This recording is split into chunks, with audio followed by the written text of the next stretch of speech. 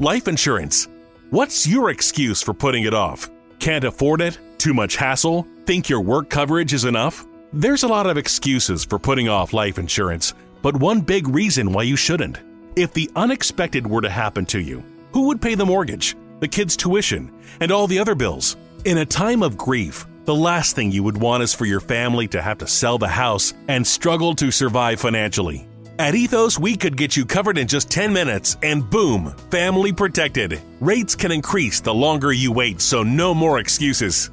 Take 10 minutes today and discover the modern way to get the life insurance coverage you need. Ethos, fast and easy online term life insurance. Up to $2 million in coverage with no medical exam. Some policies as low as $1 a day. Answer a few health questions and get your free quote at ethoslife.com/audio. That's ethoslife.com/audio.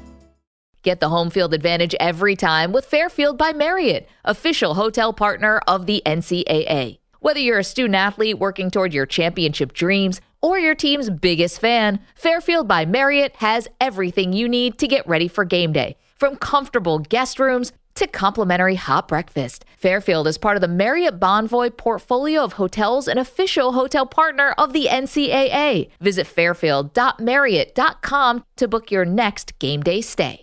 The United States Border Patrol has exciting and rewarding career opportunities with the nation's largest law enforcement organization. Earn great pay with outstanding federal benefits and up to $20,000 in recruitment incentives. Learn more online at cbp.gov/careers/USBP. Is your wallet lighter than usual after a fun-filled summer? A little cash can go a long way, which is why the Chime checking account has tons of benefits you'll love, like fee-free overdraft up to $200 for eligible members, no monthly fees, and thousands of ATMs. You can even get paid up to 2 days early with direct deposit. Sign up for Chime today. Get started at chime.com/fee-free. Chime is a financial technology company, not a bank. Banking services and debit cards provided by the Bancorp Bank N.A. or Stride Bank N.A. Members FDIC. SpotMe eligibility requirements and overdraft limits apply. Access to direct deposits up to 2 days early depends on the timing of the submission of the payment file from the payer. Welcome into The Verge, a show which covers the Baltimore Orioles minor leagues. The Verge is part of BSL Radio. Baltimore Sports and Life is dedicated to analysis and discussion on the Orioles, Baltimore Ravens, and the University of Maryland. The site has a team of writers providing coverage of those teams and houses live streaming content weekly. Join the conversations at the message board, like BSL on Facebook, and follow BSL on Twitter.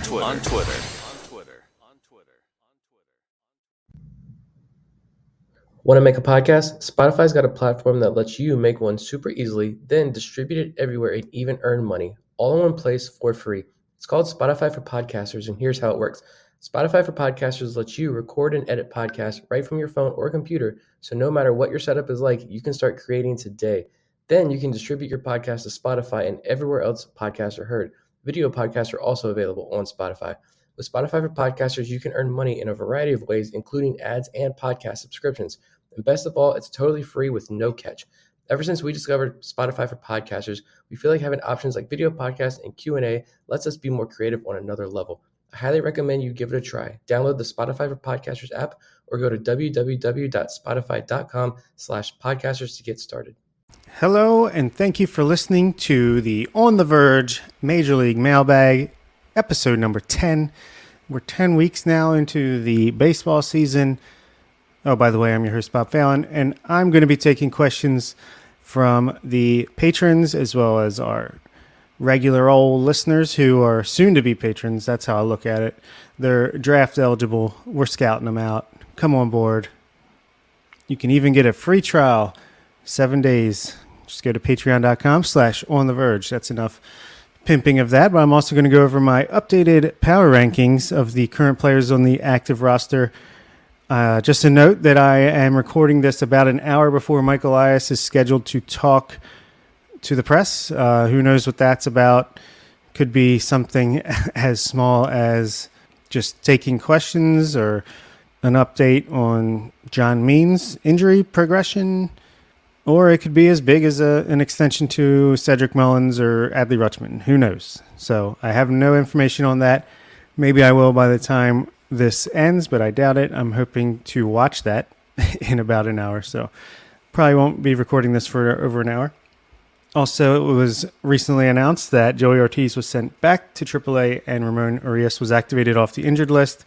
It's a shame for Ortiz, who I feel like has shown really well in his major league time so far, but it makes sense given that the positional needs of the team and the way they're winning at the major league level. Ramon Urias is still a big part of that. So Ortiz will be back, I would imagine, before too long, but let's get on with the questions. And the first question I have here is from Alex in our Patreon group, who said, who's singing Thank God I'm a Country Boy when we're in the World Series, like John Denver in 1983?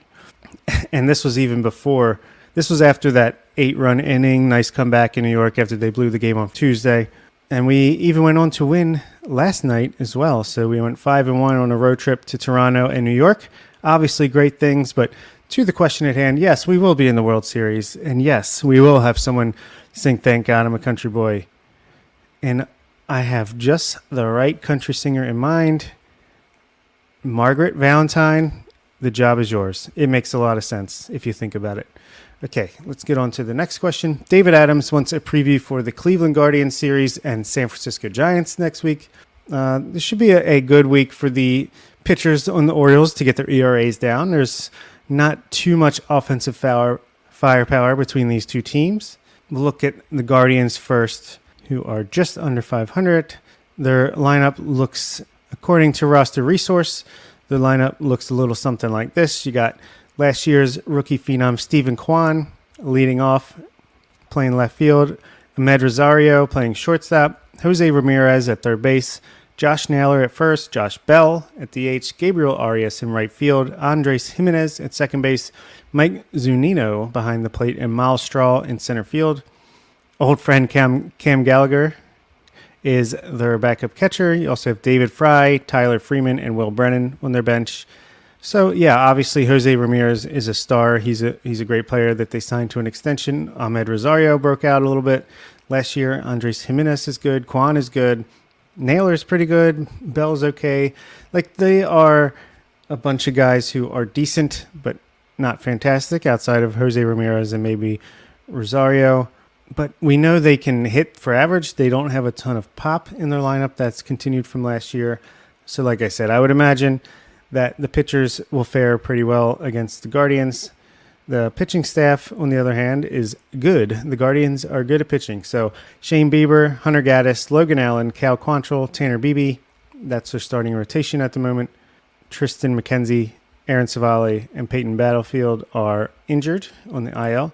Emmanuel Clase, James Karinchak, Eli Morgan are some of the bigger names out of the bullpen. Pretty good as well there. So it's going to be probably some lower scoring games. Hopefully the bats can shell out and the pitchers can keep them down. But I like our chances to win that series 2 out of 3. I don't know exactly the pitching matchups, but I would favor the Orioles pretty much against anyone at this point. I think the Giants are not too dissimilar from the Guardians, but I like our chances even better there. Maybe a sweep, but 2 out of 3 would be nice. Their lineup is Lamonte Wade, a Maryland Terrapins graduate, playing first base. Tyro Estrada at second base. Michael Conforto in right field. J.D. Davis, DH. Mike Yastrzemski, another old friend in center field. Mitch Haniger in left. Blake Sable behind the plate. Casey Schmidt, a rookie who just came up recently at third base, and Brandon Crawford at shortstop. Patrick Bailey, Wilmer Flores, Brett Wisely, and Bryce Johnson constitute their bench. And right now they have Logan Webb, Alex Cobb, Anthony Desclafini, Alex Wood, and Sean Manaea as starters. They got Camilo Duvall, Taylor Rogers, Jacob Junis, and Tristan Beck, some notable relievers as well. So yeah, I think this is going to be a little bit easier compared to this tough stretch early in May. The month of May was tough, but after this Yankee series and this Rangers series at home this weekend, things are going to be a lot easier for about the next month or so. I think I saw somewhere that the average winning percentage of teams we're about to play in June are under 500, so that'll be a nice break. Obviously, the Orioles don't necessarily need it. They've performed very well against tough competition, but that is those series. Let's move on to the next question from Tony B. If the Orioles end up not making a big splash at the deadline and do not ship a significant prospect for pitching, what might the offseason look like with pending Rule 5 eligibility and a continued logjam in the upper minors? He says, I'm personally not convinced that there will be a top-end starter that warrants a significant haul available. I am kind of with you. What the big names are: Dylan Cease, maybe Brandon Woodruff, Corbin Burns, Shane Bieber. I think they all have like a year and a half of team control left on their rookie contracts. I wouldn't be shocked to get one of those, but maybe a Lucas Giolito is a short-term option, just a rental. Maybe it'll be cheaper, so maybe it would make more sense for them. I'm not super convinced either, but at the same time, you have guys like Grayson Rodriguez and Tyler Wells who might be on innings limits of some kind. You have John Means coming back, but you're not sure exactly how he's going to look when he comes back. But to the question at hand, what will the offseason look like? So our pending free agents would be what? Kyle Gibson and Adam Frazier, Michael Givens as well. Probably let all of them go. You're going to have to, it's getting to the point where you're going to have to make a move. So I think no matter what, this next offseason is going to be big, especially if the Orioles continue to play really well, make the playoffs. At that point, you are back-to-back winning seasons, coming off a playoff trip, a young team with a burgeoning bunch of young players who are breaking through to the majors, or at least very close and very ready between, Gunnar, Adley, Joey Ortiz, Connor Norby, Jordan Westberg, Colton Cowser, Hudson Haskin, Heston Kjerstad, Kobe Mayo, Cesar Prieto. So you get what I'm saying. And then pitchers as well. So, yeah, I think there would have to be a lot of movement. You can't keep pushing back the Jorge Mateo, Ramon Urias, Austin Hayes, these guys, Anthony Santander. I would not be surprised if this offseason was when we see some of those guys get moved in a more firm direction of what this team wants to be that we thought might have been coming last year. I think maybe the offseason that we expected to have coming into 2023 is the offseason that we might have after 2023. But as long as we keep winning, I'll worry about the offseason when the offseason gets here. For now, Joshua Larsh says he was jumping off of Tony's question that I just answered. Adding to this, I agree there won't be a significant starter available who would move the needle. Could the O's pivot and add to the bullpen?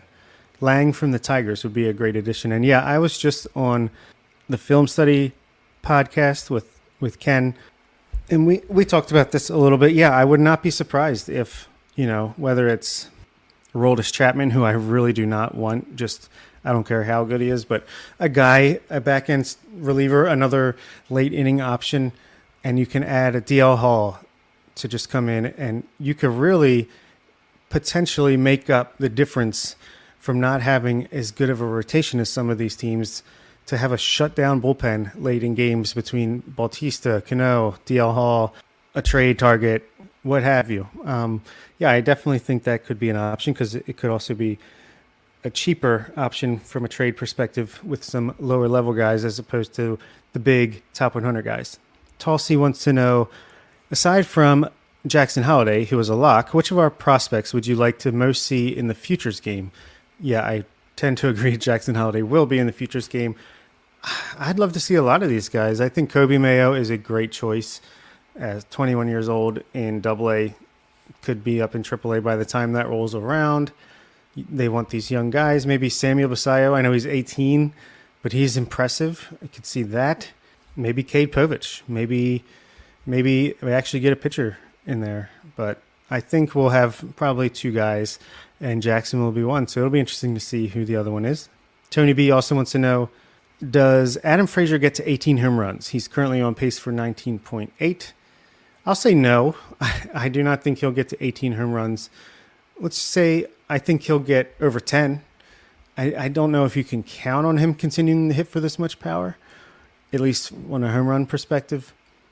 That home run in New York was a unicorn. That would have only been a home run in that little short porch they have in right field. I think it's going to slow down. I mean, it's awesome that he's already doubled his home run total from last year, but I can't see him getting much more than 10 to 12. So I'll say under. A different Tony, also in the WhatsApp group, wants to know, under the assumption that the O's will option Dylan Tate later today, should we be concerned about him? And yeah, I think we should. The velocity is down. I heard on Locked on Orioles, Connor Newcomb recently, and not only that, he's getting hit hard, getting his ERA in his 30-day rehab stint was like over 10. Can't be good when it's an elbow injury. I wonder how healthy he really is. Did the rehab process really take? Is he going to have to go under the knife anyway, even after this long rehab? Yeah, that is a tough one. I'm sure they'll make the right decision. Maybe he just needs more time to get it together, to get warmed up. We see with Michael Givens that it's kind of hard to come back right off a long IL stint with missing most, if not all, of spring training, and then come up to the majors and be fresh and sharp. So yeah, we should be concerned about Dylan Tate. I don't know exactly how much though. Tony also wants to know, will Eve Rosenbaum be the next GM in baseball? Will Eve Rosenbaum be the next female GM in baseball? And I say absolutely yes. I don't know of anyone more deserving and qualified than her at the moment. And I think it will be with the Orioles. Not that I think Mike Elias is going anywhere, but I think he will eventually get the president title, a higher title. And I think Sig doesn't necessarily want to be a GM, at least from my understanding. I think he just likes working on his stuff in the background and the challenge of finding ways to get better and better at baseball development and selecting in the draft and stuff like that. So, and Eve Rosenbaum is a fantastic assistant GM. She speaks incredibly well. We had such a great interview with her on the podcast. She's a great personality. She's clearly smart and good at what she does. I would love it, and I think it will happen, that she will be the Orioles general manager at some point. Maybe soon. Maybe this offseason, maybe the offseason after. But I do think it's a possibility, and a good one. I'll move on now to my 26-man power rankings for the Major League team. It's so different than 3 weeks ago. It's crazy how much things can change. I'll just say Jorge Mateo was number 2 on the power rankings 3 weeks ago when I did this, and that is no longer the case. He has been dreadful at the plate, at least. But I'll start things off with my number 1, Cedric Mullins. He's back in the top spot. You can't escape him. He's batting .275 with an .865 OPS on the year, 13 stolen bases, 12 doubles, 3 triples, 8 home runs, 39 RBI, 24 runs.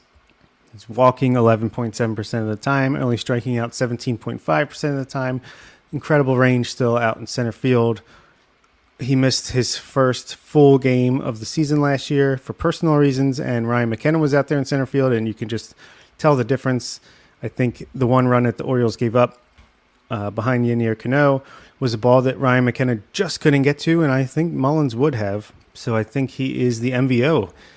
At least he's the guy that seems to be bringing the most value to the team at this moment on May 26th. Number 2 was 3 weeks ago's number 1, so still good. Yennier Cano, he has pretty much become the most valuable pitcher, even though Felix Bautista is still the closer, still great, still we'll get to it, striking out a ton of batters, but Cano's the guy that if you need a ground ball, you need a double play, you're going to Cano. If you're in a tight spot and it's not the 9th inning, you're going to Cano. He's the backup closer. When Bautista is unavailable like he was last night and you need someone to go for the save, it's Cano. And he's still good. I mean, the BABIP luck isn't continuing. He wasn't going to go all season without giving up a run, without walking anyone. He had his first walk last night. It was Aaron Judge on a full count.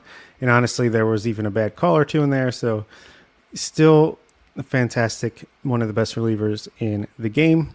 Number 3, Adley Rutschman. He is slumping a little bit at the plate as of late. He's much better at home than on the road, but he is still one of the best catchers in the game, if not the best catcher in the game. He does it all. He has way more walks than strikeouts. He has the most walks by far in the American League with 40. He's only struck out 31 times, 7 doubles, 7 home runs, playing great defense behind the plate, leading this team and this staff. He does it all. We need to lock him up, and maybe we'll find out that we did in about a half an hour. Number 4 is a big turnaround from Anthony Santander. He was off to a really cold start, but at this moment he's batting .267 with an .821 OPS, 12 doubles, 8 home runs, 28 RBI, 11% walk rate, 25% strikeout rate. Not going to give you the best defense out in right field, but he's played first base a couple times. He's DHing more. I think that's a good spot for him. You know, in an ideal world, maybe he's a 5 hitter instead of a 3 or 4, but very good stretch of games from Santander. And number 5, This is why Adam Frazier.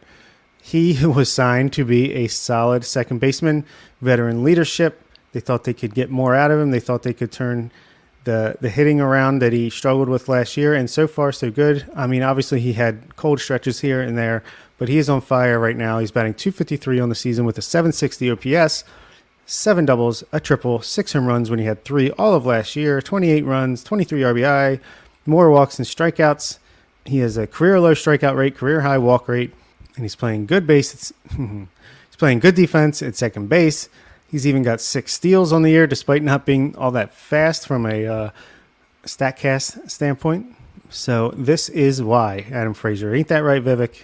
That's an inside joke for the patron WhatsApp group, and we might need to get T-shirts made because this is why. Number 6, another this is why kind of, Kyle Gibson, the pitcher that the Orioles signed. He's coming off back-to-back great starts against the Blue Jays and the Yankees on the road. 7 innings of shutout baseball last night. He's got a 3.82 ERA over 66 innings. He's averaging 6 innings a start. That's something no one else on the Orioles can say. He's got 44 strikeouts, 22 walks, a 4.09 FIP, so it's not even all that lucky.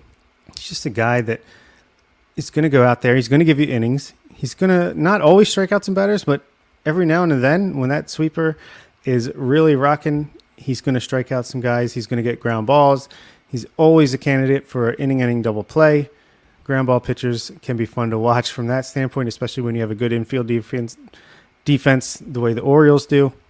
Kyle Gibson has been worth every penny and more as the enhanced version of Jordan Lyles. Number 7, Austin Hayes. I thought, once he got his little injury and missed a few games, I thought, this is a repeat of last year. He's going to come back down to earth and try to play through an injury and kind of drag everything down with it. But no, he's continued to play extremely well. He's batting .307 with an .833 OPS, 12 doubles, a triple, 5 home runs. Got a cannon for an arm. He had a huge hit last night and two RBI double off the top of the wall. Couldn't get any closer to a home run. Austin Hayes is doing well so far. Number 8, I have Felix Bautista, the closer, who is striking out 18 batters per 9. That's 2 of every 3 batters. 2 of every 3 outs that are recorded are via the strikeout. So he has 50 strikeouts in 25 innings. It's absolutely insane. He's only given up 14 hits on the season, but he has 17 walks. That's higher than last year, but still a 2.28 FIP, 12 saves on the year. For a guy who Orioles fans like, oh no, is this going to be good Felix or bad Felix? Even bad Felix is getting saves in and only has a 1.44 ERA, so don't think we should worry too much about the mountain. Number 9, another bullpen arm, Danny Colomé, who has just been unbelievably good since getting traded from the Twins coming into the season. He's got 27 strikeouts and only 4 walks. This is a guy whose control has eluded him through most of his career. Only 4 walks over 18 2/3 innings. He's got a 2.41 ERA, 13 K per 9, 2.66 FIP, a whip just over 1. He's been a really reliable left-handed arm. He's this year's Cionel Perez and a very, very reliable weapon out of the pen. Number 10, I'll go Tyler Wells. He didn't have his best start the other day. Gave up 3 home runs, but he's been really good. He's striking out more batters, getting more whiffs, missing more bats. I saw on Twitter, might have been Eno, might have been Alex Fast, but that he's getting better extension on his fastball. Something to do with, despite not having elite velocity, he's able to use it up in the zone to get more swings and misses. And if he could add another tick or two, which we know he potentially could, because as a closer or as a reliever a couple years ago, he was sitting in the upper 90s, that he could be even better. And he's got a great changeup as well. Number 11, Gunnar Henderson. He's coming around, warming up in a big way. Over his last 10 games, he's batting .250 with a OPS over 800 on the season. He's now hitting .210 with a 739 OPS. He has a better OPS and WRC plus than Ryan Mountcastle. 6 doubles, 2 triples, 5 home runs. He stole a second base last night. He's getting better and more consistent defensively at third base. I think he might be over that rookie adjustment period lull to begin the season. Let's hope at least Number 12, fresh off the injured list, Ramon Arias.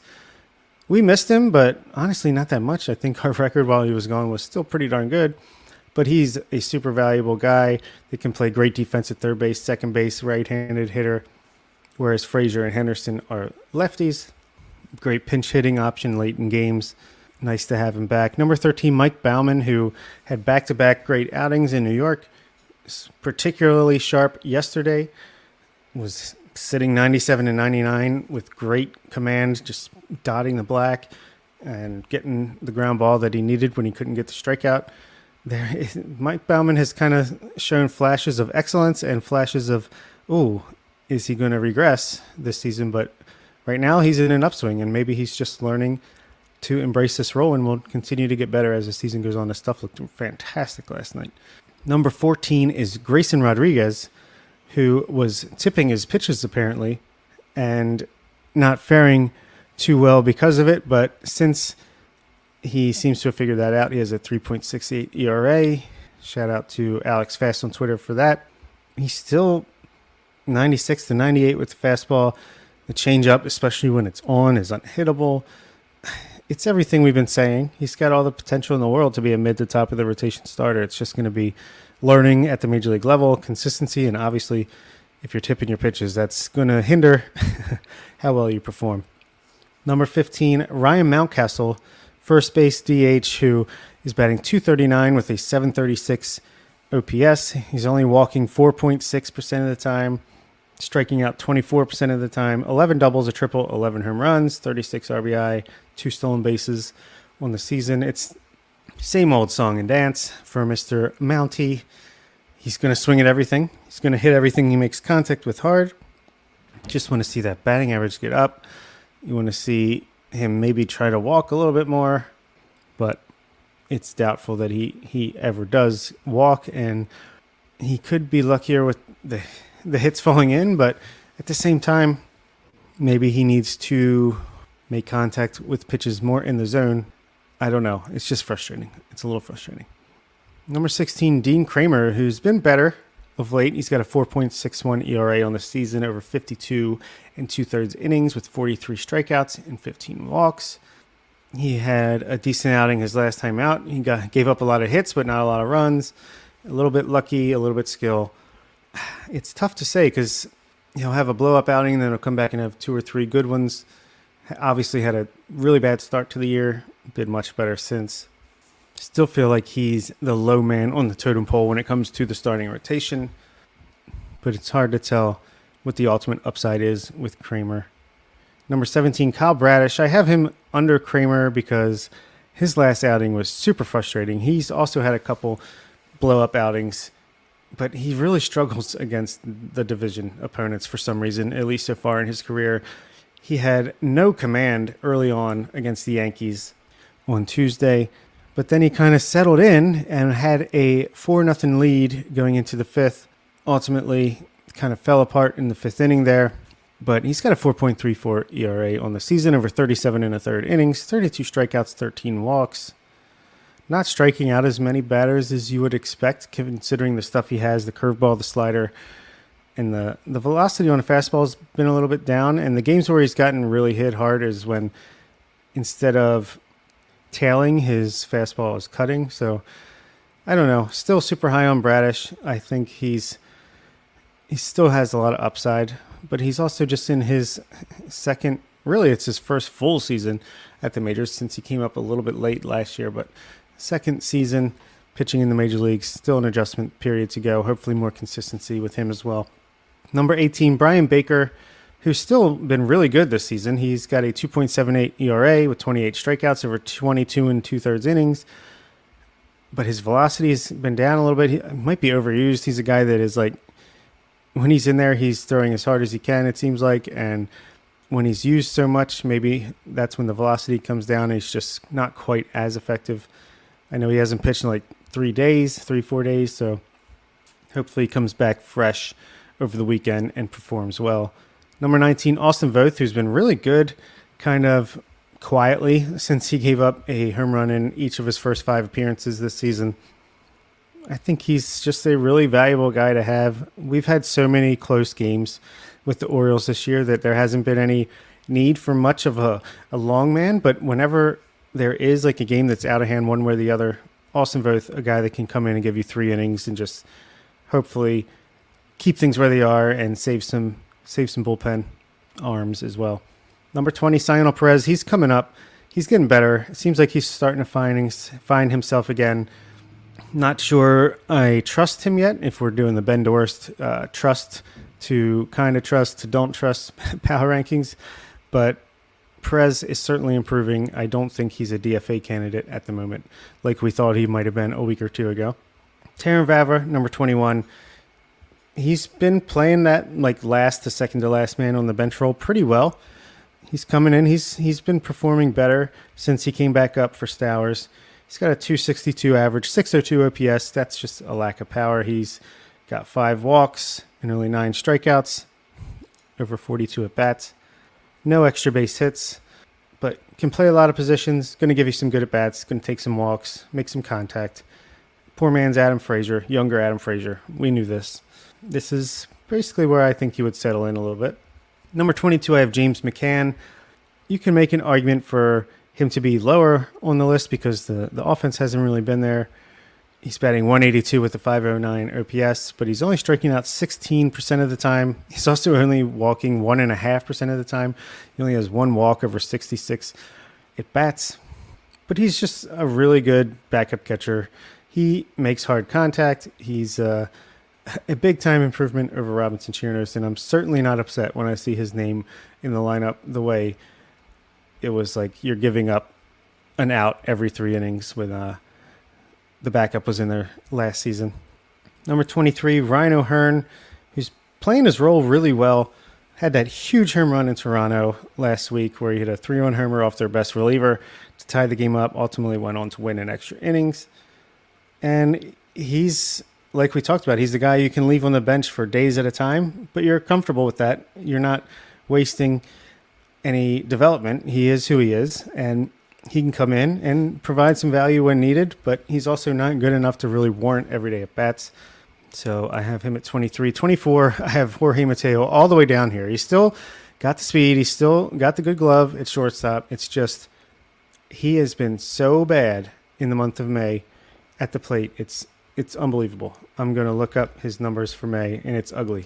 So from the beginning of the season until the end of April, he was batting .347 with an OPS over 1,000, a 188 WRC plus, walking 7.2% of the time, only striking out 14.5% of the time. Well, once the calendar flipped to May, it's been brutal, to say the least. He's batting 106 with a 276 OPS, a negative 27 WRC plus, 5.6% walk rate, and 29.2% strikeout rate. That is unsustainable. That is Joey Ortiz, get your shortstop glove ready every day type of stuff. And if he has a June as bad as, or even close to as bad as his May, it might, I don't know what else you could do. It's very Dr. Jekyll and Brandon Hyde. That's what it is. All right, number 25, Ryan McKenna. He's come back down to earth after at one point he had a OPS in the mid 800s. Now he has a 273 average with a 735 OPS, striking out over 30% of the time, only walking 3.4% of the time, which he did have more patience than that, I thought. But number 26 is Michael Givens, fresh off the injured list, the free agent signee who's back in Baltimore. He's got that weird arm slot, mid-90s fastball, get ground balls, get some strikeouts. That hasn't been the case. He's like 90 to 92. And the control is all over the place. He's walking batters, hitting batters with pitches. Hopefully he can get settled. I wonder if his knee is still bothering him. That was the injury that put him on the IL in spring training. Time will tell. We shall see if he ends up back on the IL or what happens. But when you're a contending team, you can't really afford to mess around too long with these things, especially with Dylan Tate. Maybe if he came back, you could have one or the other. I do not think at this time you could have both in the Major League bullpen. Well, that'll do it for me for this mailbag. Zach will be back with you next week. Until then, thank you for listening. And hey, why don't you become a patron? It's fun. That'll do it for this week's episode of On the Verge. Be sure to check out our Patreon page where you can help show your support for the show and get bonus content, including monthly top 50 updates to our prospect list and daily game recaps during the season, and much, much more. Get paid up to 2 days early through direct deposit with the Chime checking account. Sign up today at chime.com/fee-free. Banking services and debit card provided by the Bancorp Bank N.A. or Stride Bank N.A. Members FDIC. Access to direct deposits up to 2 days early depends on the timing of the submission of the payment file from the payer. It's easy to lose sleep when you're worried about your health insurance plan. But when you have a family counting on you to take care of them, having the right coverage is more important than ever. Anthem Health Keepers plans can help. With low to no cost coverage for you and your family, so you never go it alone. That's our Anthem. Click to learn more. Looking for a new career? Welcome to Do HVAC Training Service Center in North Charleston. Enroll today in our comprehensive HVAC training hands-on field experience-based program, covering troubleshooting, maintenance, installation, and more on various HVAC systems and ductwork. We offer EPA and NAEP preparation and testing, along with various certifications. Enjoy payment options. Achieve certification in under 5 months. Enroll now for your new journey of skill development and career advancement. Log on to dewhvactrainingsc.com to inquire.